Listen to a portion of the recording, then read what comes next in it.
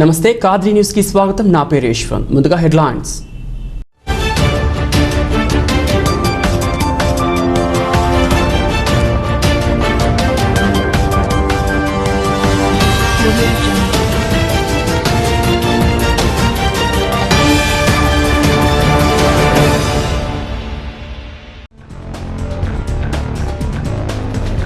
Corona లక్షణాలు కనిపించిన వెంటనే ఆసుపత్రికి వస్తే సంపూర్ణ చికిత్స అందిస్తాం.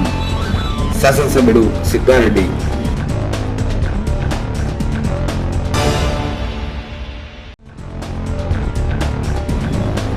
ఆర్డిటి సంస్థ పిలుపు మేరకు స్పందించు సాయం అందించు కార్యక్రమానికి ఆర్టీసీ ఉద్యోగుల విరాళాలు.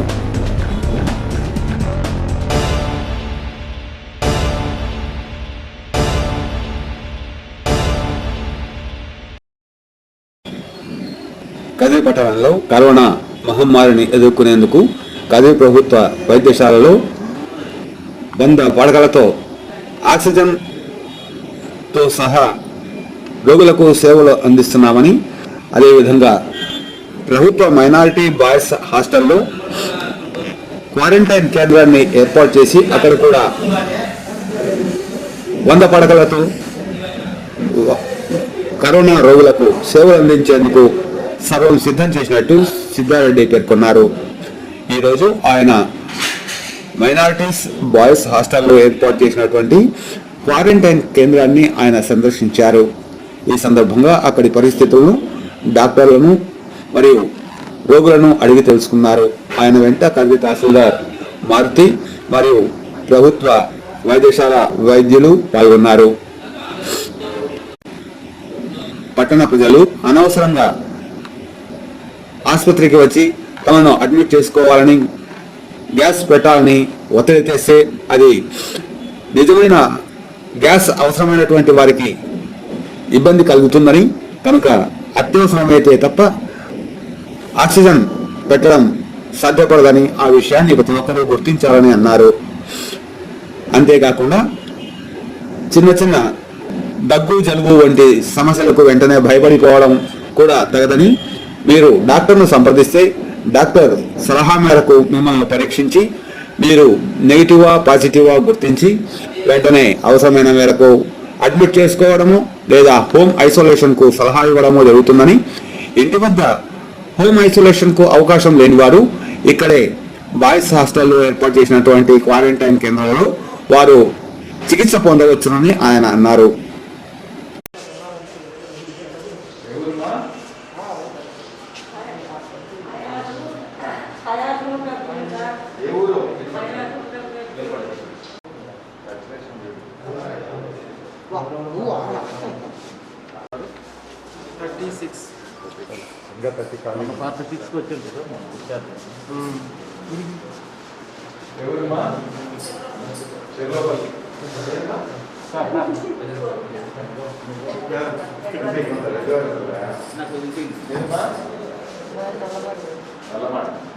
బాగుందా? ఏమైనా ఇబ్బంది ఉందా?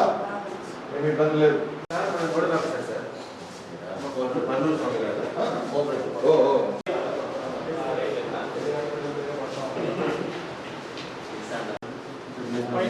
చెప్పండి, ఎవరు ఇన్ఛార్జ్ చూడండి చెప్పండి.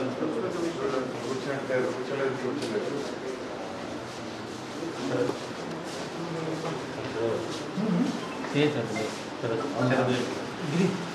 ఎందుకు వచ్చినావు?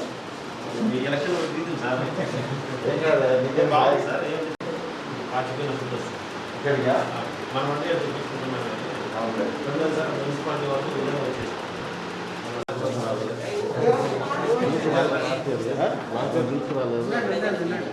ఎక్కడి నుంచి పెడతారు?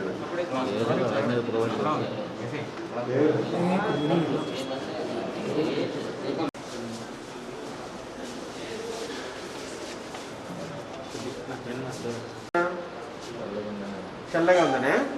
సరేలే, ఓకే ఓకే. నేను ఇక్కడ పులిసిలో ఉన్నాను. తహసీల్దార్ గారు అక్కడ బడ్జెట్ ఎక్కుతుంది. సార్ అవును సార్, నైట్ అనంతపూర్ నుంచి కేసెస్ 14 మందిని కదిరికి షిఫ్ట్ చేశాను సార్. నైట్ బెడ్స్ యాక్చువల్గా సార్ బెడ్ పొజిషన్ నేను ఎవరి 2 అవర్స్కి ఉన్నాయంటే ఎవరు డ్యూటీలో ఉంటే వాళ్ళు పెట్టారు. నైట్ మనకు 60-40 అలా పొద్దునే లేచి నేను చూసుకోవాలి అమ్మాయి మెసేజ్ అక్కడి నుంచి ఇక్కడికి షిఫ్ట్ చేస్తాము. ఒక 50 కొంచెం షిఫ్ట్ చేసేయండి అక్కడ నుంచి ఇక్కడికి మ్యాక్సిమం షిఫ్ట్ చేసేయండి. అక్కడ ఆయనకి సూపరింటెండెంట్కి చెప్పాను నేను, మీరు ఎవరికి అవసరం లేదనుకుంటారో ఆయన డిశ్చార్జ్ అని రాసి పడేసేయండి పేషెంట్ లో. డిశ్చార్జ్ అని రాస్తే వాళ్ళ బెడ్ మనం చేసిన సజెషన్ ఇంప్లిమెంట్ చేయలేదు. ఒక వెహికల్ పెట్టేస్తే అక్కడ హెచ్డిఎస్ నుంచి డ్రా చేసేసి అక్కడ అవసరం ఇప్పుడు వాళ్ళకి ఒక రోజు ఏదైనా అవసరం ఉంటుంటే చేసిన పెట్టేసి ఇమీడియట్గా నెక్స్ట్ రోజు వాళ్ళకి సాచురేషన్ జస్ట్ మెయింటైన్ ఏంటంటే ఇమీడియట్గా ఇక్కడికి రెఫర్ చేసేస్తే అక్కడ ప్రెజర్ దొరుకుతుంది, మనకు ఆక్సిజన్ కూడా సేవ్ అవుతుంది. అనవసరం అక్కడ పర్సన్ పెట్టుకున్నంత వరకు అతను పక్కన వరకు ఆక్సిజన్ పెట్టారు నాకు పెట్టలేదని అందరికీ ఫోన్ చేస్తున్నాను. నాకు పొద్దున కూడా ఎలక్ట్రానిక్ సేవ్ కాల్ చేస్తాను సార్ పక్కన వాళ్ళకి ఆక్సిజన్ పెట్టలేదు సార్.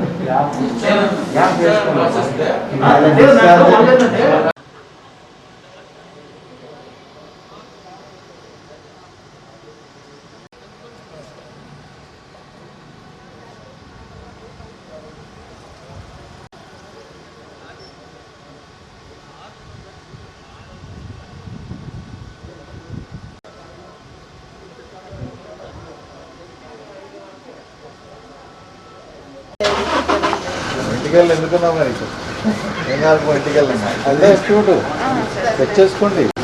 కదిరి పట్టణానికి సంబంధించిన మైనారిటీ హాస్టల్లో కోవిడ్ కేర్ సెంటర్ని మనం ఇక్కడ ఏర్పాటు చేసుకున్నాం. దాదాపుగా 100 పడకలతో ఇక్కడ కోవిడ్ కేర్ సెంటర్కు కావాల్సిన ఏర్పాట్లన్నీ కూడా చేశాం. ఉన్న పేషెంట్లందరికీ కూడా రౌండ్ ద క్లాక్ ఇక్కడ పర్యవేక్షణ చేయడానికి కావాల్సిన డాక్టర్లు కానీ నర్సింగ్ స్టాఫ్ కానీ అందరూ ఇక్కడ ఉన్నారు.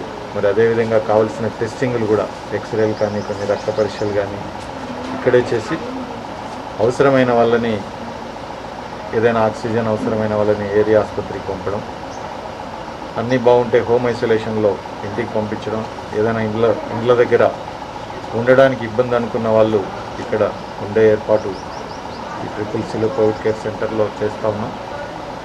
వచ్చేసి ప్రజలందరూ కూడా అనవసరంగా ఆసుపత్రులకు కానీ కోవిడ్ కేర్ సెంటర్లకు కానీ రాకండి. కేవలం మీకు ఇబ్బంది ఉన్నప్పుడే, మీకు ఏదైనా లక్షణాలు తీవ్రమైన జ్వరం కానీ దగ్గు కానీ ఆయాసం కానీ ఊపిరి తీసుకోవడంలో ఇబ్బంది కానీ ఉన్నప్పుడు ఎప్పుడు వచ్చినా కూడా కదిరి ఏరియా ఆసుపత్రిలో మీరు పాజిటివ్ అయినా కాకపోయినా కూడా అడ్మిట్ చేసుకుని ట్రీట్మెంట్ ఇస్తారు. టెస్ట్ చేయకపోతే అప్పటికప్పుడైనా టెస్ట్ చేసి పాజిటివ్ వచ్చిన తర్వాత కోవిడ్ వార్డులకి పాజిటివ్ రానంత వరకు రిపోర్ట్ రానంత వరకు ఐసోలేషన్ వార్డులో ఉండడానికి కదిరి ఏరియా హాస్పిటల్లో అన్నీ కూడా ఏర్పాట్లు ఉన్నాయి. కాబట్టి బెడ్ దొరకదేమో అనే ఆలోచన ఎవరు పెట్టుకొని పరిగెత్తి హాస్పిటల్కి పోవాలనే ఆలోచన ఎవరు పెట్టుకోవద్దండి. వచ్చేసి కేవలం అవసరమైన వాళ్ళు, సింటమ్స్ ఉన్న వాళ్ళు, ఆసుపత్రిలో ఉండాల్సిన అవసరం ఉన్న వాళ్ళు మాత్రమే ఆసుపత్రికి రావాల్సిందిగా ప్రజలందరినీ కూడా కోరుతా ఉన్నాం. హోమ్ ఐసోలేషన్లోనే దాదాపుగా 100% మంది ఏ ఇబ్బంది లేకుండా బాగైపోతూ ఉన్నారు. కాబట్టి వీలైనంత వరకు పాజిటివ్ వచ్చినా సరే మీకు అనుకూలం ఉంటే మీ ఇంటి దగ్గరే హోమ్ ఐసోలేషన్లో ఉంటే హోమ్ ఐసోలేషన్ కావాల్సినటువంటి మందులన్నీ కూడా ప్రభుత్వం మీ ఇంటి దగ్గరికే సరఫరా చేస్తుంది. ఏఎన్ఎం స్థానిక మీ ఏఎన్ఎం మీతో టచ్లో ఉంటుంది. ఏఎన్ఎం ద్వారా మీకు ఏదైనా ఇబ్బంది అయితే అర్ధరాత్రి అయినా కూడా ఆసుపత్రికి వస్తే అక్కడ ఆసుపత్రిలో చేర్చుకోవడానికి కూడా సిద్ధంగా ఉంది. ఎవరు కూడా భయపడాల్సిన అవసరం లేదు. అవసరమైన వాళ్ళు మాత్రమే టెస్ట్ చేయించుకోండి. అవసరమైన వాళ్ళు మాత్రమే, ఇబ్బంది ఉన్న వాళ్ళు మాత్రమే ఆసుపత్రికి రండి అని చెప్పి ప్రజలందరినీ కూడా కోరుకుంటాం.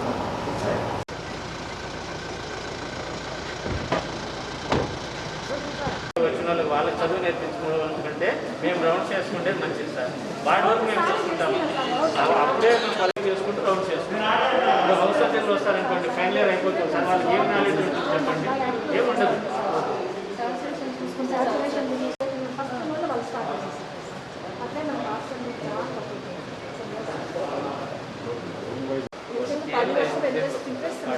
మీరు వచ్చిన రోజు ఆ రోజు ఇచ్చారంటే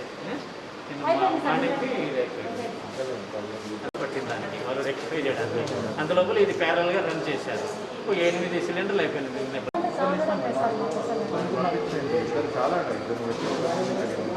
అందులో ఇప్పుడు పాజిటివ్ వచ్చేసారు సార్. డాక్టర్స్ ఇద్దరు పాజిటివ్ పడుతున్నారు సార్. ఇక్కడ రావడం మన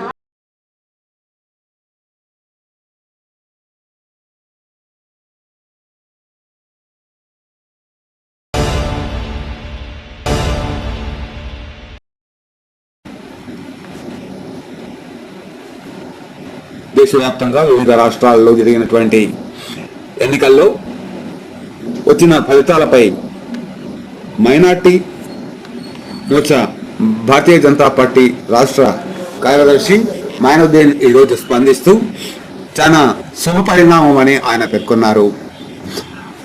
అస్సాంలో తిరిగి బీజేపీ నేరుగా అధికారంలో రాగలిగిందని, అదేవిధంగా వెస్ట్ బెంగాల్లో కూడా గణనీయంగా తన యొక్క శక్తిని పెంచుకోగలిగిందని అన్నారు.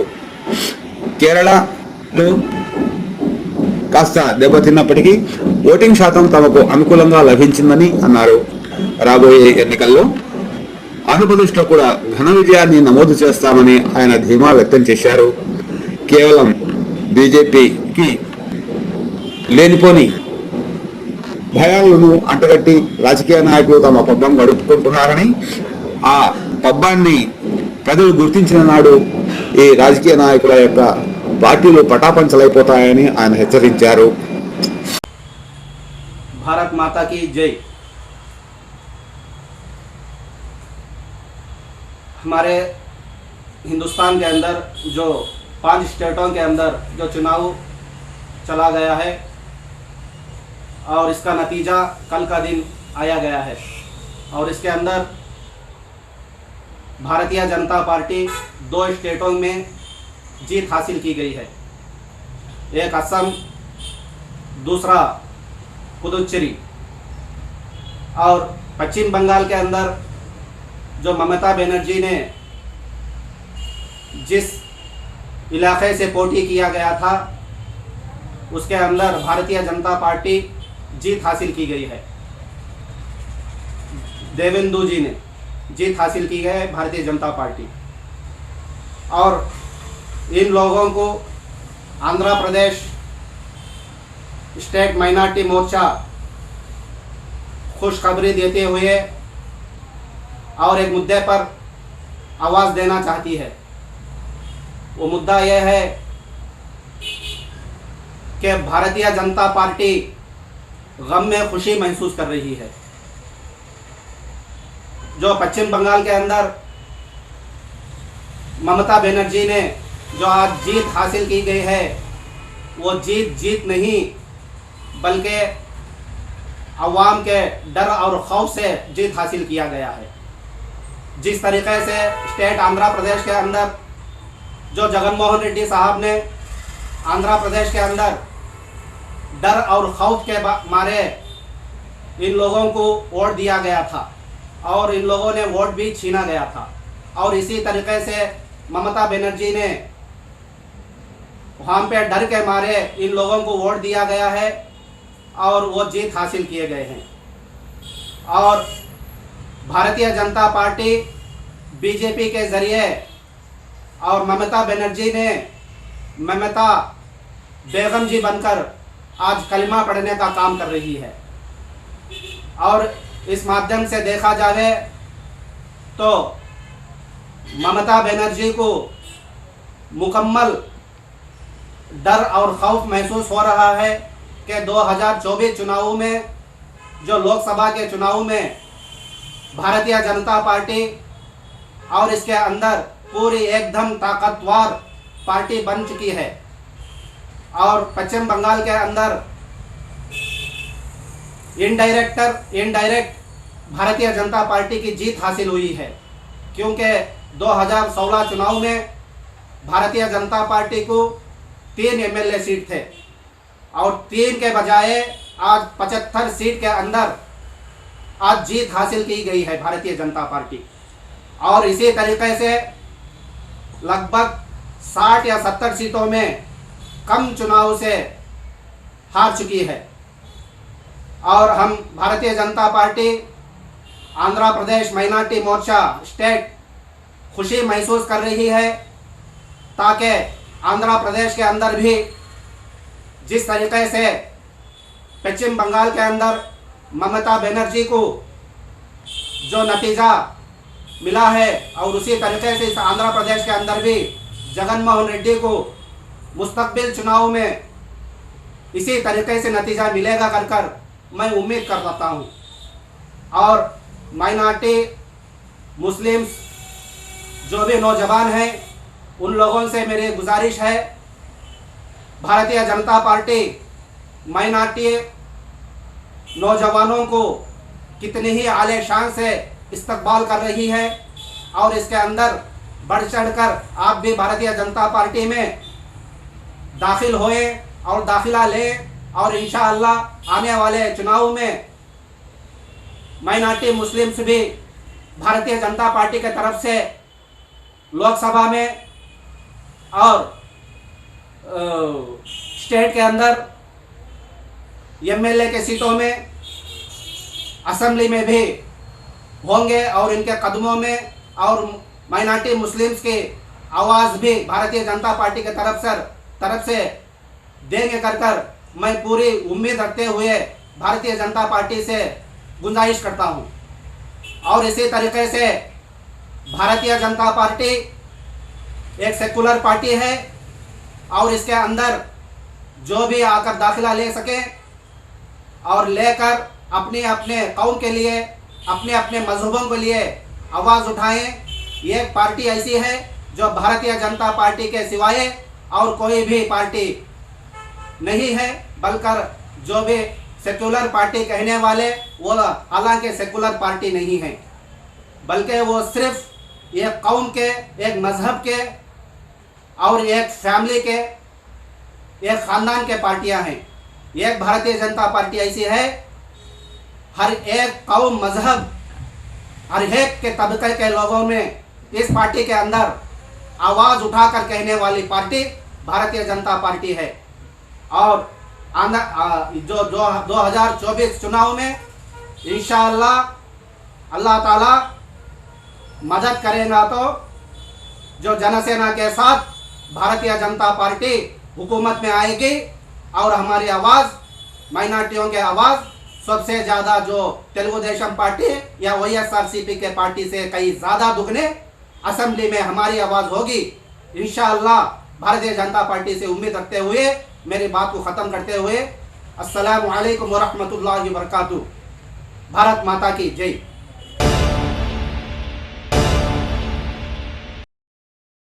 కరోనా రోగులకు ఆర్డిటి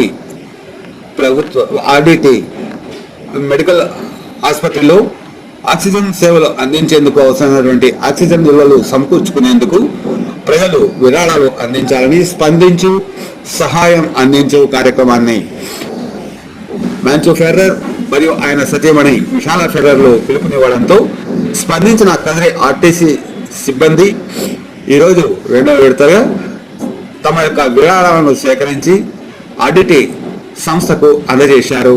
ఈ సందర్భంగా హరిమోహన్ మాట్లాడుతూ గతంలో కూడా తాము అనేక మార్లు ఆర్డిటి స్వచ్ఛంద సంస్థతో కలిసి సేవలు అందించామని, తమ ఆర్టీసీ ఉద్యోగులు కూడా పలువురు కరోనా బారిన పడి ఆర్డిటి ఆసుపత్రిలో చికిత్స పొందుతున్నారని, వారికి ఎంతో మెరుగైన సేవలు అక్కడ అందుతున్నాయని, కనుక మనవంతు సహాయాన్ని అందించేందుకోసం స్పందించు సహాయం అందించు కార్యక్రమానికి స్పందించి మనం సహాయం అందిస్తున్నామని ఆయన పేర్కొన్నారు.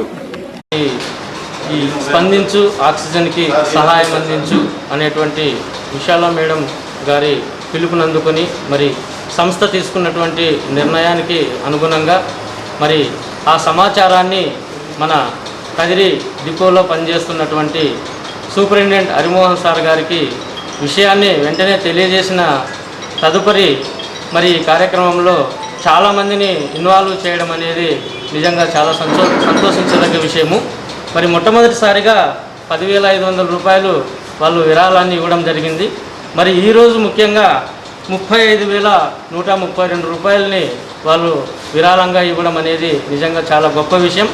మరి మన సమాజంలో ఒకరికొకరు సహాయం చేసుకోవాలనేటువంటిది ఎక్కడ చూసినా కూడా మా దగ్గర లేదు అనేటువంటి నినాదాలు వినిపించడం జరుగుతూ ఉంది. మరి అటువంటి తరుణంలో ఒకరికొకరు సహాయం చేసుకునేటువంటి తత్వాన్ని అలవాటు చేసినటువంటి ఫాదర్ ఫెర్రర్ గారి యొక్క ఆలోచన విధానాన్ని ఈరోజు చూసినట్లయితే మరి ఆ నానుడి నిజమే అని చెప్పేసి మనందరం కూడా గుర్తుంచుకోవాల్సినటువంటి అవసరం ఎంతైనా ఉంది. మరి ఫాదర్ అలవాటు చేసినటువంటి ఆ విషయాన్ని మరి ఈరోజు ఎంతోమంది దాతలు ముందుకొచ్చి మన వారిని మనమే కాపాడుకుంటాము అని చెప్పేసి విరాళాలు ఇవ్వడానికి ముందుకు రావడం అనేది నిజంగా చాలా గొప్ప విషయం. మరి మాకు ఆర్టీసీ డిపోకి ఆర్టీటీ సంస్థకి 2017 సంవత్సరం నుంచి ఈ సంబంధాన్ని ఈ అనుబంధాన్ని కొనసాగించడం జరుగుతూ ఉంది. మరి ఆర్టీసీలో పనిచేస్తున్నటువంటి కార్మిక సోదరులు సోదరీమణులు అందరూ 145 మంది దాకా మరి అనాథ పిల్లల చదువుకు సంబంధించి వాళ్ళ యొక్క విరాళాన్ని ప్రతి సంవత్సరము ప్రతి నెల వాళ్ళ అకౌంట్ నుంచి ఇవ్వడం అనేది పరిపాటిగా జరుగుతూ ఉంది. మరి ఈ స్పందించు ఆక్సిజన్ అందించు అనేటువంటి విషయాన్ని చెప్పిన వెంటనే మరి ఈరోజు స్పందించి దగ్గర 45,000 రూపాయలు వాళ్ళు ఇవ్వడం అనేది నిజంగా చాలా గొప్ప విషయం అని చెప్పేసి ఈ సందర్భంగా తెలియజేస్తూ మరి హరిమోహన్ సార్కి వారి టీం అందరికీ కూడా మా సంస్థ తరఫున ప్రత్యేకంగా ధన్యవాదాలు తెలియజేసుకుంటూ దీన్ని ఇట్లే కొనసాగించాలని వీలైనంత ఎక్కువ మందిని ఈ కార్యక్రమంలో పాల్పంచుకునేటట్లు చేసి వీలైనంత మంది ప్రాణాలను కాపాడడంలో మనమంతు సహాయం అందించాలని చెప్పేసి కోరుకుంటూ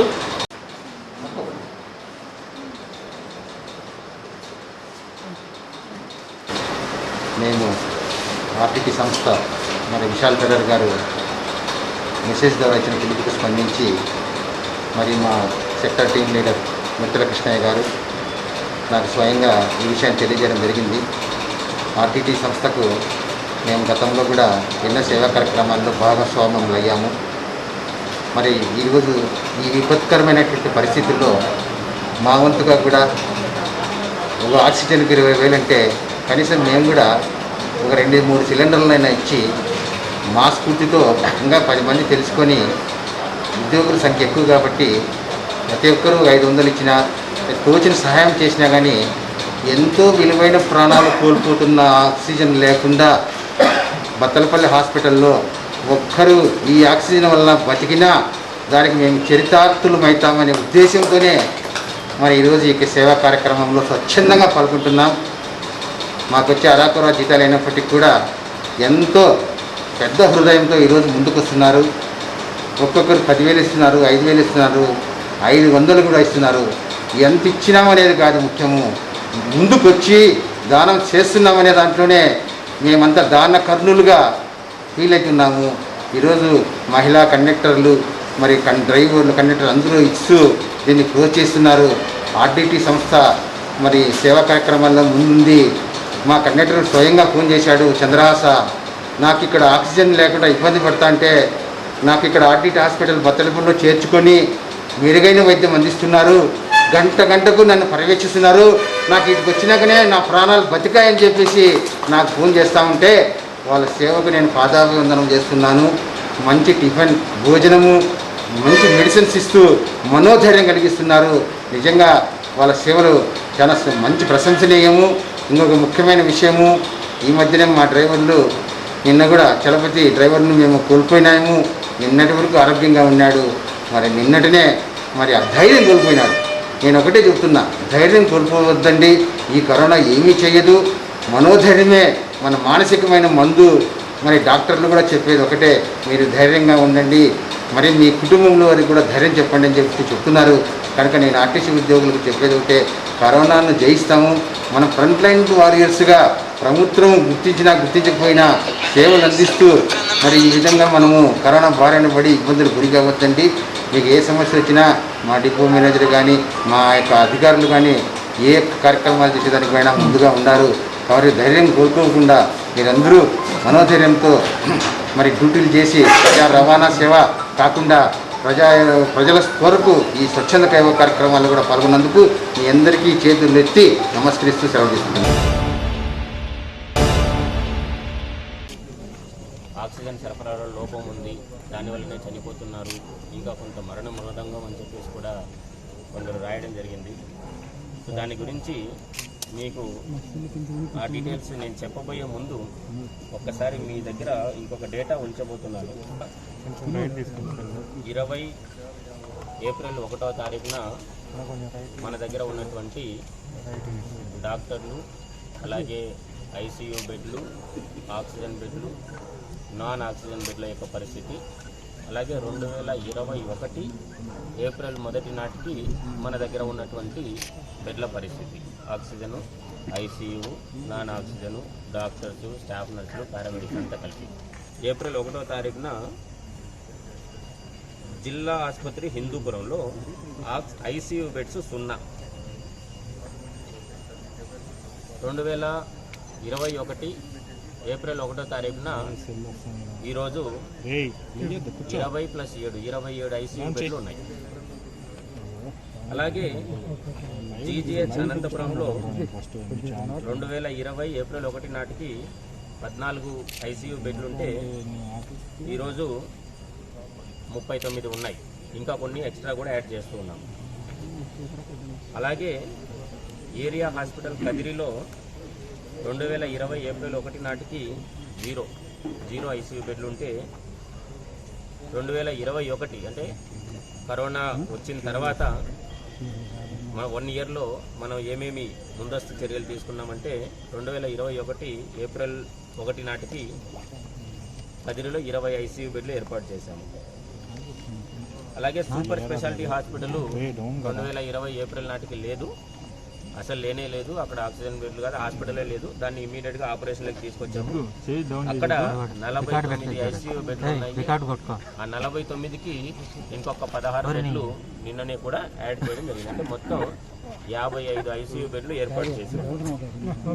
అలాగే గవర్నమెంట్ క్యాన్సర్ హాస్పిటల్ అంతకుముందు ఓన్లీ క్యాన్సర్ మాత్రమే చూసేవారు. అక్కడ కోవిడ్ వచ్చిన తర్వాత మనం దాన్ని కూడా కోవిడ్ హాస్పిటల్ కోసం వాడుకోవడం కోసం కన్వర్ట్ చేసి అక్కడ కూడా ఒక మొన్న రీసెంట్గా అంతకంటే ముందు లేవు, రీసెంట్గా ఇంకొక 18 ఐసీయూ బెడ్లు క్రియేట్ చేస్తూ ఉన్నాం.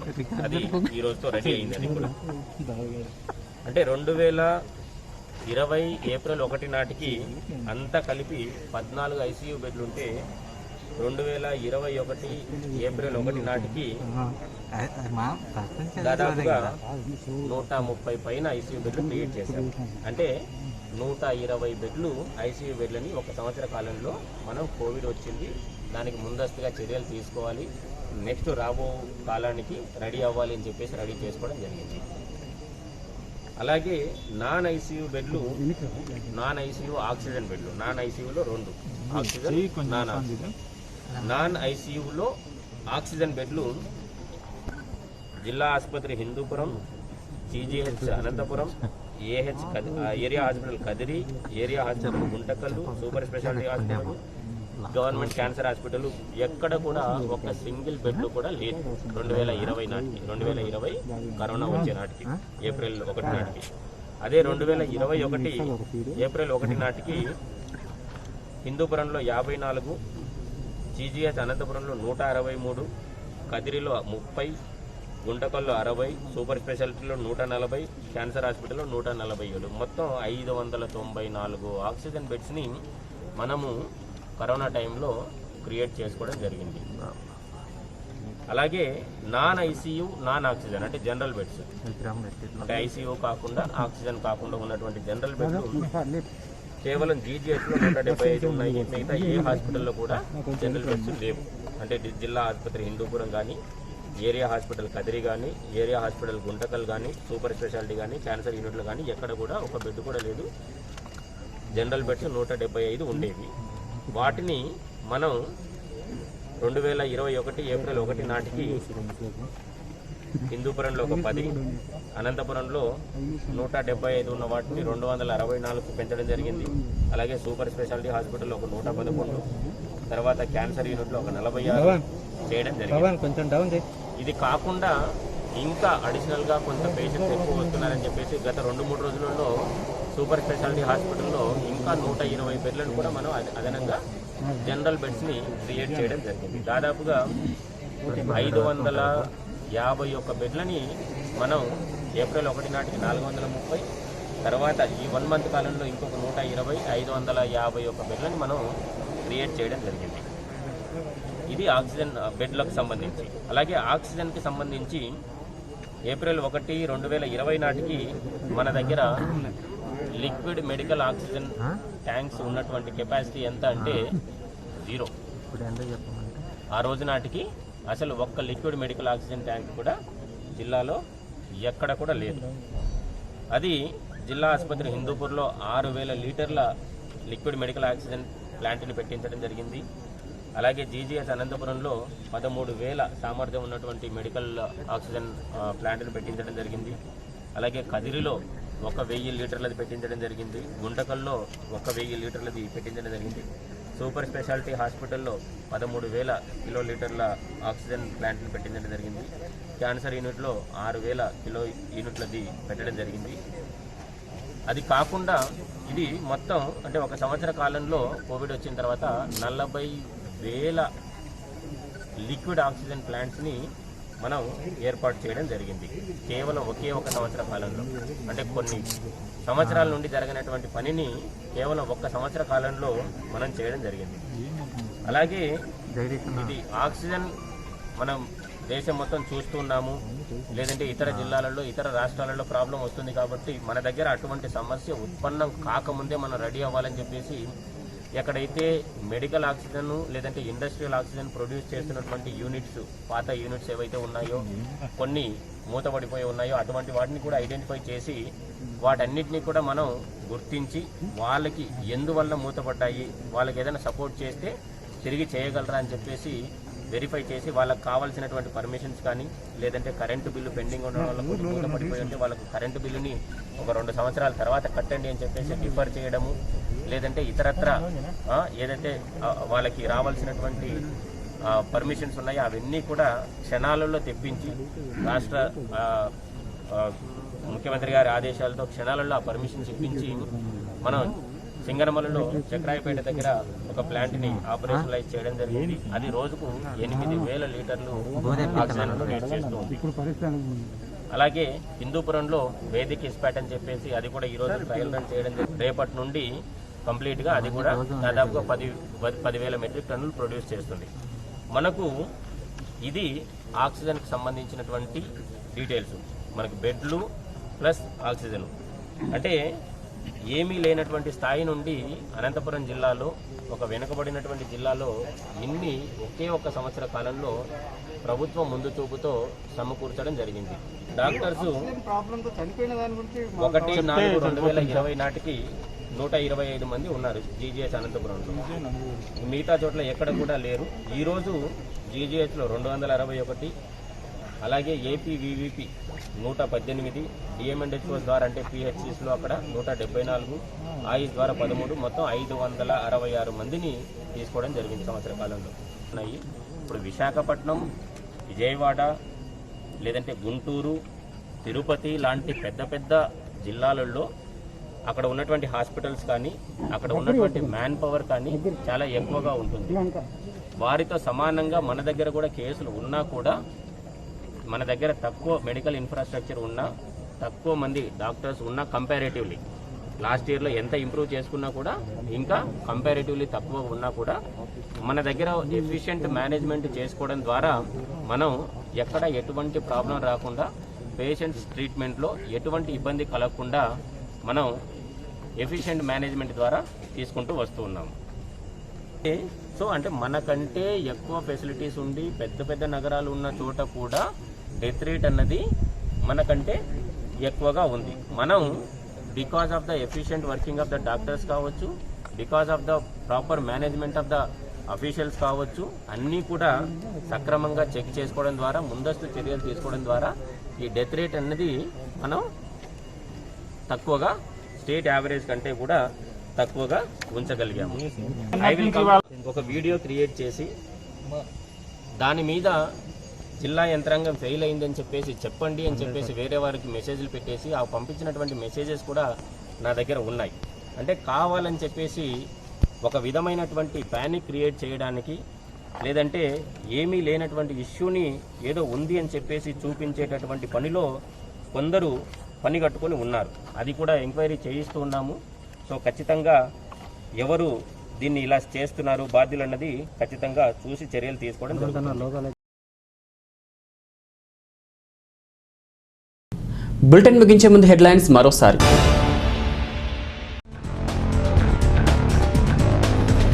కరోనా లక్షణాలు కనిపించిన వెంటనే ఆసుపత్రికి వస్తే సంపూర్ణ చికిత్స అందిస్తాం. శాసనసభ్యుడు సిద్ధారెడ్డి.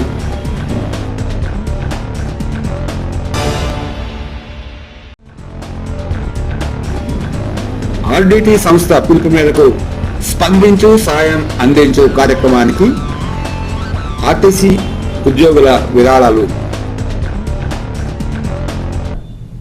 ఇవి బులెటిన్ అప్డేట్స్. మరో బులెటిన్లో మళ్ళీ కలుద్దాం. అంతవరకు సెలవు. నమస్తే.